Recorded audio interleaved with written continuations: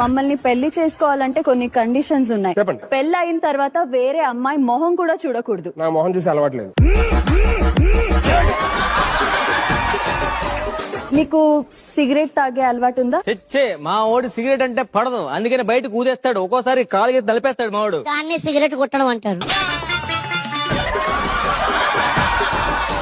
మందు తాగే అలవాటు? మందు అంటే పరమ అసేం, బాటిల్ కనిపించగానే పైన 2 దెబ్బలు కింద 2 దెబ్బలు బయట పంపేస్తాడు, లోపల పంపేస్తాడు మావాడు. మందు అసలు పడదు. దాన్ని మందు కొట్టడం అంటారు.